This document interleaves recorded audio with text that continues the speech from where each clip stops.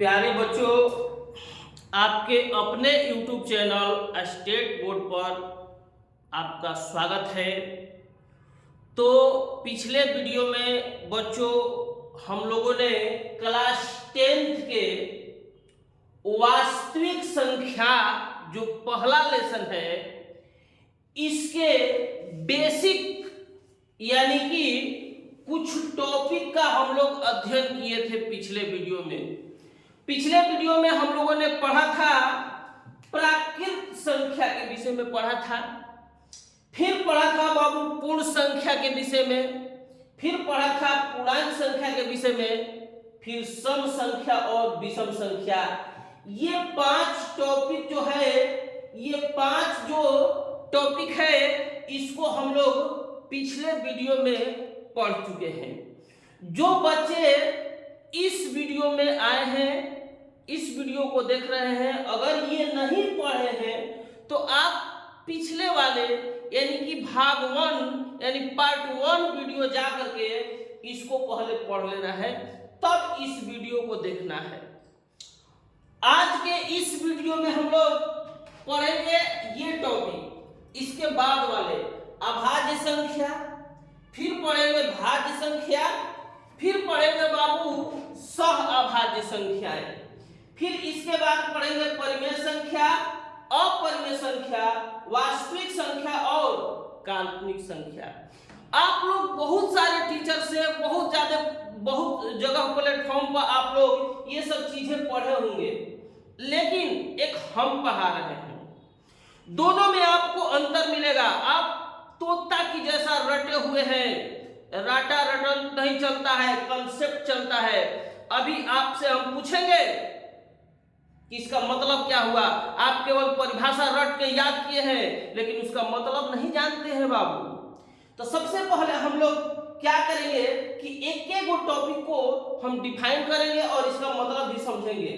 सबसे पहले हम जानेंगे ये 6 नंबर जो है ये है आपका अभाज्य संख्याएं। क्या है? अभाज्य संख्याएं, अभाज्य संख्याएं।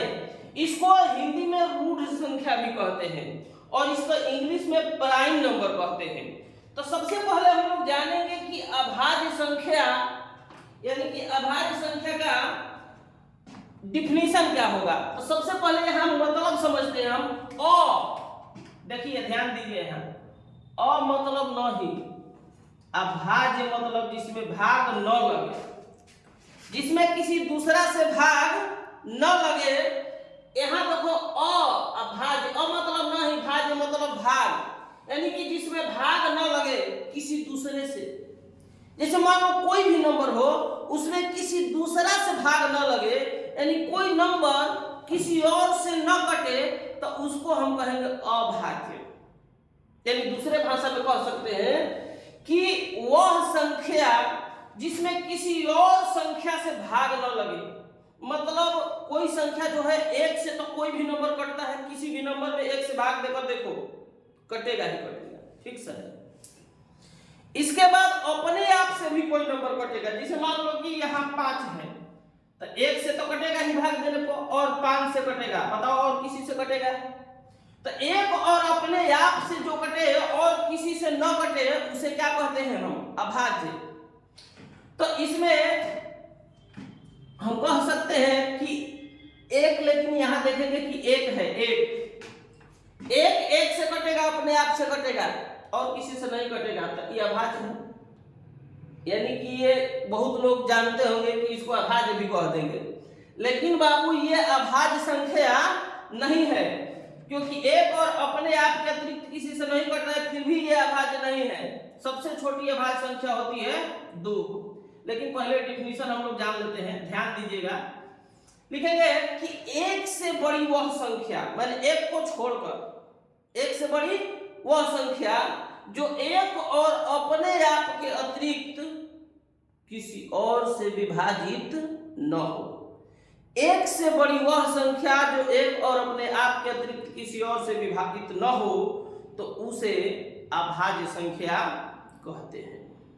अब ध्यान देंगे बाबू, इसको दूसरे तरीका से भी कह सकते हैं कि वह संख्या, चाहे वह संख्याएं जिसका केवल दो भिन्न गुणनखंड हो। जैसे मान लो यहाँ 2 है, तो 2 का केवल 2 को ही भिन्न गुणनखंड है, 1 और 2। ये 1 से कटेगा और 2 से कटेगा और किसी से नहीं कटेगा। 3 बाबू 1 से कटेगा, 3 से कटेगा और किसी से नहीं कटेगा। 4 1 से कटेगा, 2 से भी कटेगा और 4 से भी कटेगा। बताओ 4 का को गुणनखंड आ गया? 4 को कितने गुणनखंड आ गए? 3। तो इसलिए ये अभाज्य नहीं है। लेकिन इसका को गुणनखंड 2 को, 1 और 3, तो इसलिए ये अभाज्य है। ये भी अभाज्य, केवल जिसका 2 को गुणनखंड हो वो अभाज्य। जैसे यहाँ देखते हैं 5 का कितने गुणनखंड? 1 से कटेगा और 5 से, और किसी से कटेगा नहीं कटेगा, तो ये अभाज्य है। 6 1 से कटेगा, 2 से कटेगा, 3 से कटेगा, 6 से कटेगा। देखो 2 से अधिक गुणनखंड है, तो इसलिए ये अभाज्य नहीं है। तो जिसका केवल 2 भिन्न गुणनखंड हो वो क्या कहलाएगा? अभाज्य कहलाएगा। और सबसे छोटी अभाज्य संख्या बाबू क्या होता है? सबसे छोटी अभाज्य संख्या क्या होती है? तो सबसे छोटी अभाज्य संख्या होती है 2। ध्यान दीजिएगा, सबसे छोटी अभाज्य संख्या होती है 2। अभाज्य संख्या के एक बार और डेफिनेशन बोल देना चाहते हैं कि वह संख्या, एक से बड़ी वह संख्या जो एक और अपने आप के अतिरिक्त किसी और संख्या से विभाजित न हो, उसे क्या कहते हैं? अभाज्य संख्या कहते हैं। यहां पर बाबू जैसे देख लेते हैं 2 3 5 7 11 13 17 19, फिर हम देख लेते हैं यहाँ 23। इस तरीका से डॉट डॉट बहुत सारी संख्याएं हैं। इसमें आप अभाज्य संख्या में देखोगे ना 2 है। यहाँ 2 क्या है? सम है कि विषम? ही बताइए। सम है। बाकी 2 को छोड़कर देखो तो जितनी भी अभाज्य संख्या है सब क्या है? विषम। तो जितना अब अभाज्य संख्या है उसमें 2 जो है ना सम होता है। तो इसी में कभी कभी एक आपसे क्वेश्चन पूछ देता है कि सम अभाज्य, सम अभाज्य, सम अभाज्य संख्या। तो सम अभाज्य संख्या किसको कहते हैं? सम अभाज्य कहो चाहे सम रूढ़। सम अभाज्य सम रूढ़ किसको कहते हैं? 2 जो है ना सम भी है और अभाज्य भी है। बाकी इसके बाद जितना अभाज्य संख्या है क्या है? विषम है। तो मात्र एक ही संख्या है 2 जो कि सम भी है और अभाज्य भी है। तो कहेगा सम अभाज्य संख्या क्या है? तो 2 है। समरूढ़ संख्या क्या है? तो 2 है। आप लोग बताइएगा। अब ध्यान देंगे, टॉपिक हम लोग देखेंगे 7 नंबर टॉपिक बाबू देख रहे हैं भाज्य संख्याएं या यौगिक संख्या। देखो ध्यान दो, यहां भाज्य संख्या या यौगिक संख्या। भाज्य संख्या या यौगिक। भाज्य मतलब जिसमें भाग लगे, अभाज्य मतलब जिसमें भाग न लगे। तो भाज्य संख्या हम देख रहे हैं, तो भाज्य संख्या यानी जिसमें भाग लगे। तो यानी कह सकते हैं कि एक और अपने आप से तो कोई भी नंबर कटता है, लेकिन एक और अपने आप के अतिरिक्त, एक और अपने आप के अतिरिक्त जो किसी से विभाजित न हो उसे अभाज्य, और एक और अपने आप के अतिरिक्त जो किसी और से भी कटे, मैंने एक से और अपने आप से तो कटबे करेगा, किसी और से भी अगर भाग देने को कट जाए तो उस संख्या को हम कहेंगे क्या? भाज्य संख्या। जैसे देखो ध्यान दो, यहाँ सबसे छोटी भाज्य संख्या जो होती है बाबू 4 होती है। 4 क्यों? क्योंकि 2 तो अभाज्य है, 3 भी अभाज्य है, 1 भाज्य है कि नहीं कोई पूछेगा। तो एक और अपने आप से तो कट रहा है। बताओ किसी, हम भाज्य का डेफिनेशन क्या बताएं कि एक और अपने आप के अतिरिक्त किसी और से भी कटे। बताओ ये एक जो है एक और अपने आप के अतिरिक्त किसी और से कटेगा? बताओ, बोलो, कटेगा? नहीं कटेगा। तो ये बताओ कि भाज्य है? भाज्य नहीं। इसके बाद ये भाज्य भी नहीं है न अभाज्य है। एक जो है न तो भाज्य है और न ही अभाज्य है। तो हम लोग देखेंगे कि ये अभाज्य है, तो सबसे छोटी अगर भाज्य संख्या की बात करें तो क्या होगा बाबू? 4 होगा। सबसे छोटी भाज्य संख्या क्या होगा? 4। इसके बाद 6, इसके बाद 8, इसके बाद 9, 10, 12, 14, 15। देखो ये जो संख्याएं देख रहे हैं ना आप, इसमें क्या करेंगे कि सबसे छोटी भाज्य संख्या हो जाएगा 4, यानी कि सब किसी न किसी से कटेगा अपने आप और एक को छोड़कर। तो भाज्य मतलब यानी कि कह सकते हैं कि वह संख्या जो एक और अपने आप के अतिरिक्त किसी और से भी कटे, तो उसे क्या कहते हैं? किसी और से भी जिसमें भाग लग जाए उसे क्या कहते हैं? अभाज्य संख्या कहते हैं।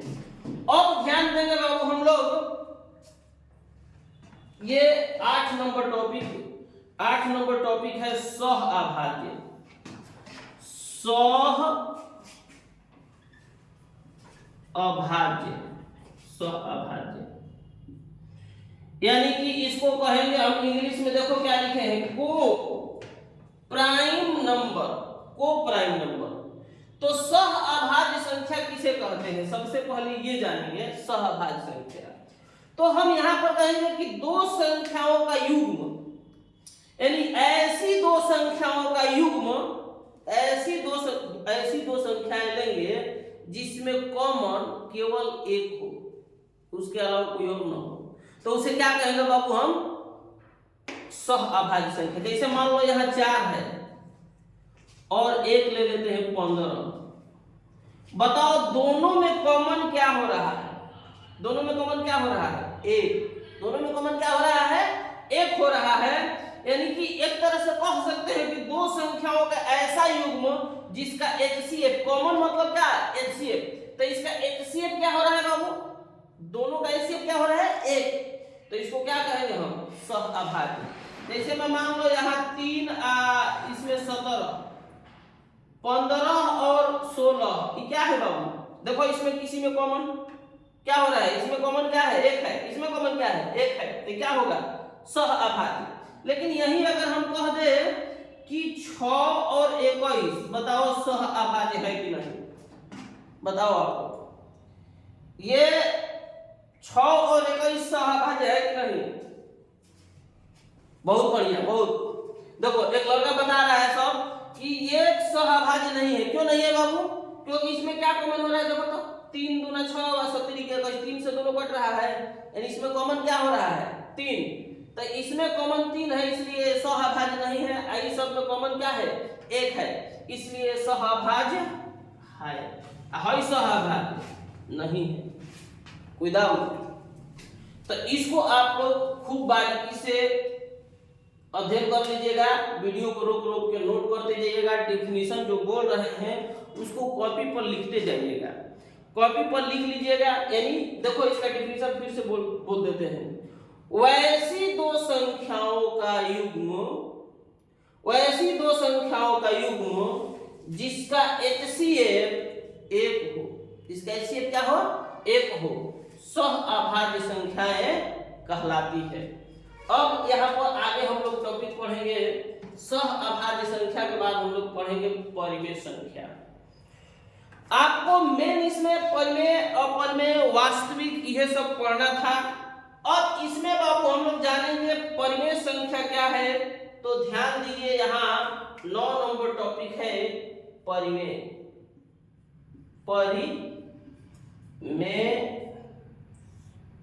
संख्या। रेशनल नंबर लिखा है इंग्लिश यहाँ, रेशनल नंबर। और इसके बाद बाबू हम आप लोगों को इधर मिटा देते हैं, इसको मिटाकर इधर हम समझाते हैं। ठीक, ध्यान दीजिएगा परिमेय संख्या क्या है, ध्यान दो इधर।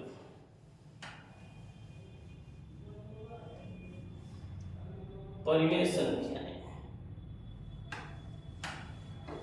देखो, सबसे पहले यहां देखते हैं कि परिमेय संख्या 8 क्लास से ही आप लोग पढ़ते आ रहे हैं कि परिमेय संख्या क्या है। तो हम कहेंगे कि वह संख्या वह संख्याएं, चाहे वे संख्याएं कहो, वे संख्याएं जो P बाई क्यू के रूप में लिखी जा सके। ध्यान से सुनना, लिखना पूरा हम लिखेंगे नहीं, केवल बोल देना। वे संख्याएं जो P बाई क्यू के रूप में लिखी जा सके उसे परिमेय संख्या कहते हैं। वे संख्याएं जो P बाई क्यू के रूप में लिखी जा सके उसे परिमेय संख्या कहते हैं, जहां P तथा Q पूर्णांक, P तथा Q पूर्णांक, और कैसा पूर्णांक? सहअभाज्य पूर्णांक। क्या केवल पूर्णांक कह सकते हो? यहां पर कहेंगे कि वैसी संख्याएं जो P बाई Q के रूप में लिखी जा सके जहां P तथा Q सहअभाज्य पूर्णांक हो एवं Q इज नॉट इक्वल 0, यानी कि नीचे वाला है ये कभी 0 के बराबर नहीं आना चाहिए। ध्यान दो, फिर से समझते हैं। वे संख्याएं जो P बटा Q के रूप में हो, जिसे P बाई Q के रूप में लिख सकते हैं, उसे परिमेय संख्या कहते हैं, जहां P और Q क्या है बाबू? पूर्णांक है। P और Q क्या है? पूर्णांक है। और P Q पूर्णांक है और Q जो है नीचे वाला जो है कभी 0 के बराबर नहीं होना चाहिए। अब ध्यान देंगे, अब इसमें हम लोग जानेंगे, जैसे में एक बात और समझ लेते हैं कि परिमेय संख्या को किससे सूचित करते हैं। तो परिमेय संख्या को हम लोग सूचित करते हैं कैपिटल Q से। किससे? कैपिटल Q से। परिमेय संख्या को कैपिटल Q से सूचित करते हैं। परिमेय संख्या का तो इंग्लिश होता है रेशनल नंबर, लेकिन इसको सूचित करते हैं कैपिटल Q से, ध्यान में रखिएगा। इसके बाद बाबू परिमेय संख्या में एग्जांपल समझते हैं कि जैसे में क्या क्या हो सकता है। ध्यान दो, यहाँ जैसे मान लो 0 परिमेय है कि नहीं? बताओ, बहुत लोग रट के डेफिनेशन याद किए हैं। बताओ 0 परिमेय है कि नहीं? देखो इसके बारे में क्या है, 1। बताओ P बाई Q के रूप में है? P बाई Q के रूप में है बाबू? तो P बाई Q के रूप में है, ये P 0 हो सकता है लेकिन Q 0 नहीं होगा, तो 0 परिमेय संख्या है। 1 परिमेय है कि नहीं? क्योंकि इसके बारे में 1 छुपा है, तो P बाई Q के रूप में है। 2 परिमेय है कि नहीं? तो 2 भी परिमेय है। 5 -3 ये सब परिमेय है, क्योंकि सबके बारे में क्या छुपा है? 1। 3/2 4/6 ये सब क्या है? परिमेय है। अब ध्यान देंगे हम लोग, ध्यान देंगे -7/2 ये भी परिमेय है। ये भी क्या है? परिमेय संख्याएं हैं। अब यहाँ पर हम लोग ध्यान देंगे, ये भी परिमेय है। इसके बाद 3.5, देखो ये पॉइंट में है, यहाँ बाबू डिवाइड नहीं है, P बाई Q के फॉर्म में नहीं है, फिर भी ये परिमेय है। जो पॉइंट हटता है तो आप लोगों को पता है कि इसके बटा में क्या हो जाएगा? 10। जैसे मान लो 35 है तो 35/10 लिख सकते हैं, पॉइंट हट जाएगा ये। और जब ये पॉइंट हटेगा तो बटा में बताओ कि P बाई Q के फॉर्म में आ गया कि नहीं आया? तो जब ये P बाई Q के फॉर्म में आ गया तो ये परिमेय है। तो इस तरीके से इसको भी परिमेय कह सकते हैं हम। ये भी परिमेय, ये भी परिमेय है। इसी तरीके से अगर हम 22/7 की बात करें, जानते हो ना पाई का मान है, तो ये परिमेय है क्योंकि P बाई Q के फॉर्म में है।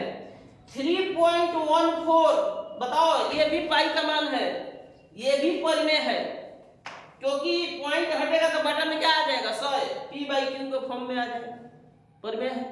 इसके बाद बाबू हम देखते हैं ये जिसे 0.3 पर एकलिंग।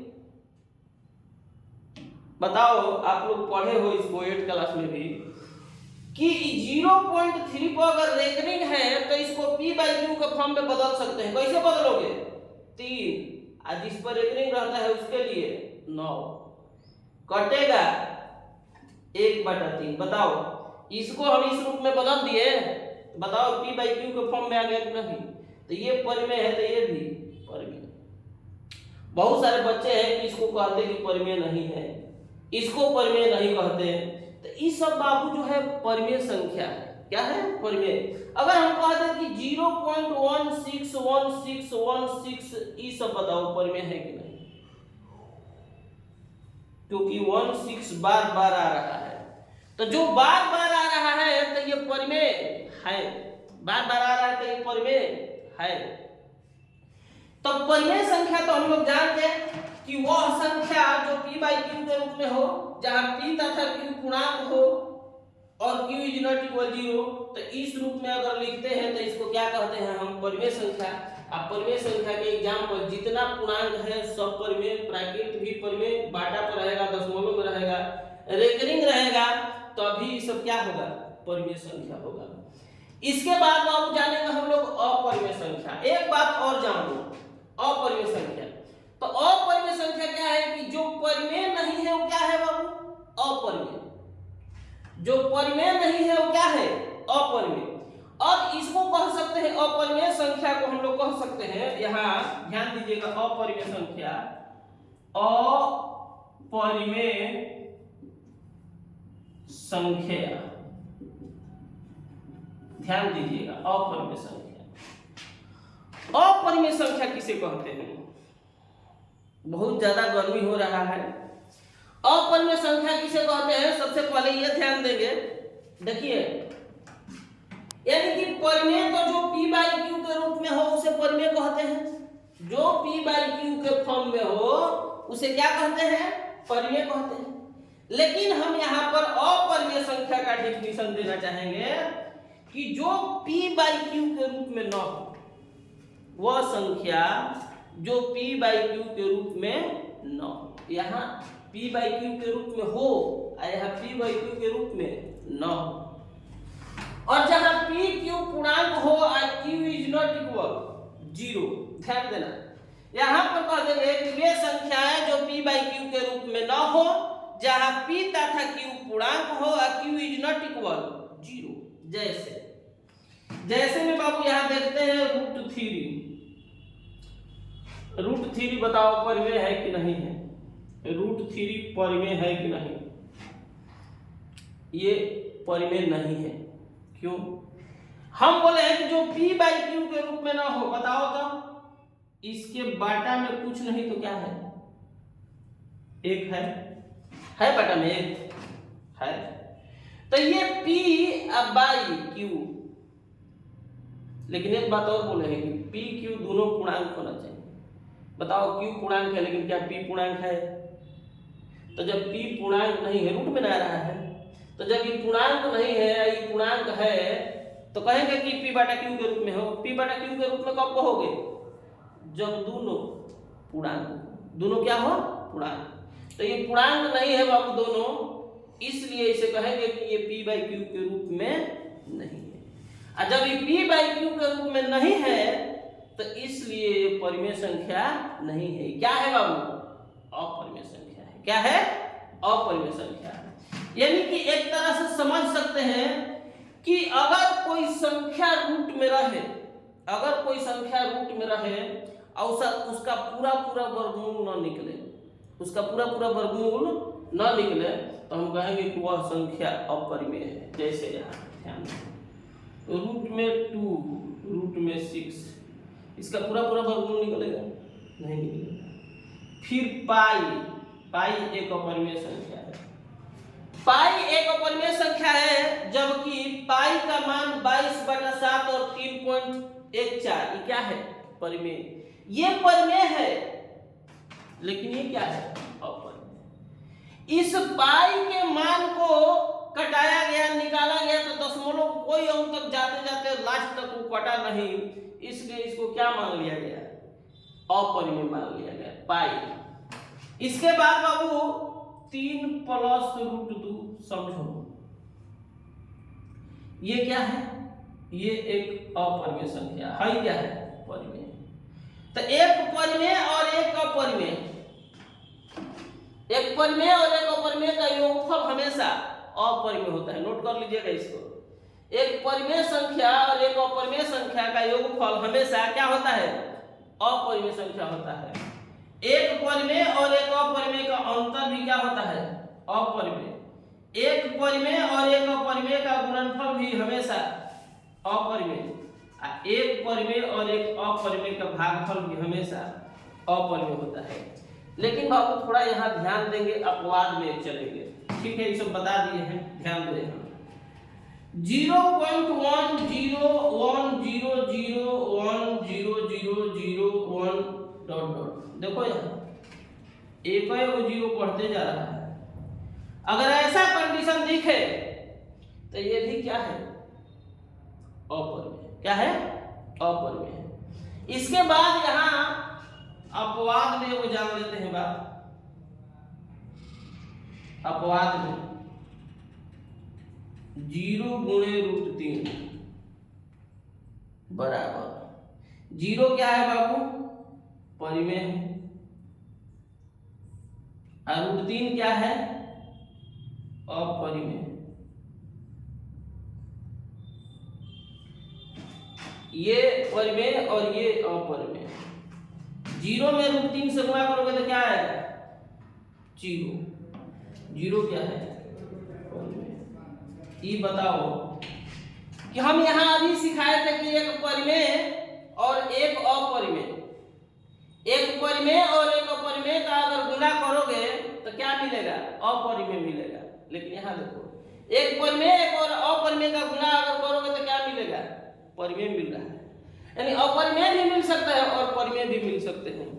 तो इसको अगर शुद्ध बोलना होगा तो कैसे बोलेंगे? कहेंगे कि शून्येतर, शून्येतर मतलब शून्य को छोड़कर, कहेंगे शून्येतर परिमेय संख्या, एक शून्येतर परिमेय संख्या।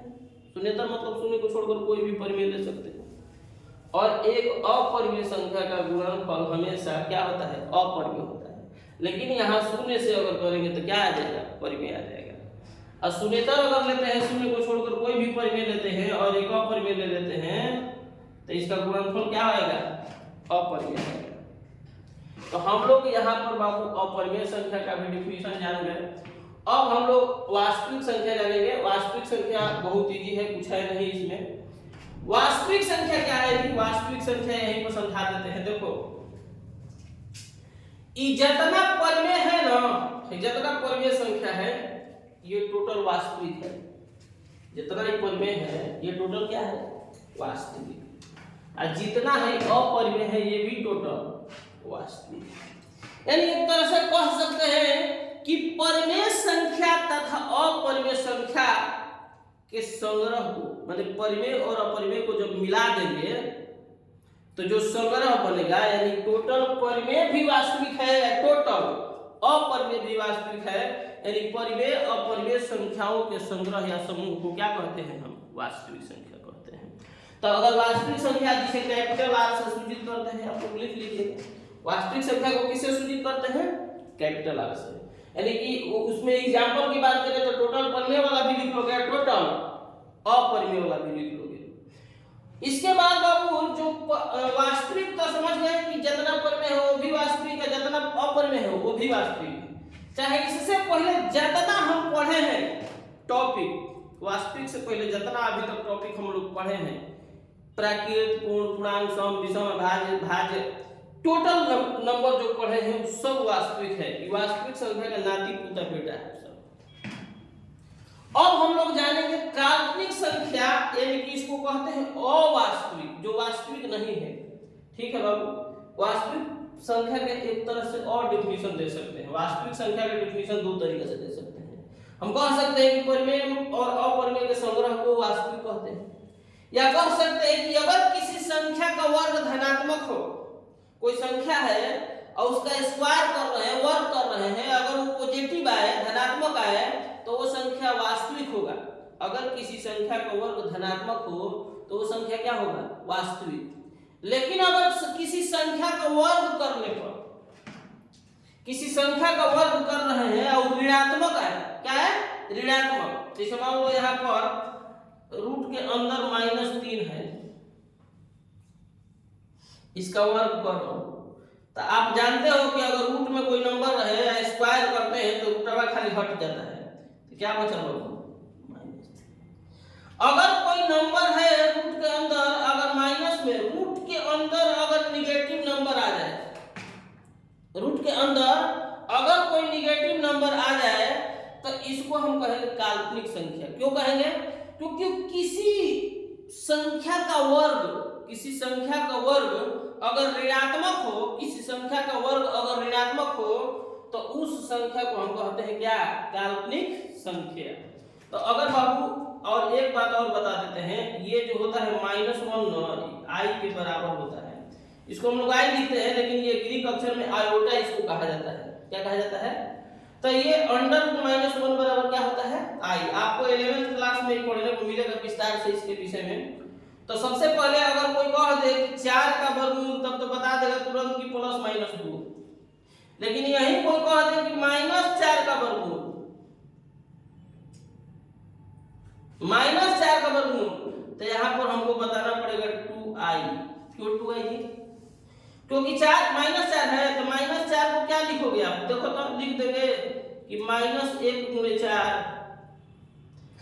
अब -1 रूट में 4 का वर्गमूल 2 है, इसके जगह i तो हो जाएगा 2,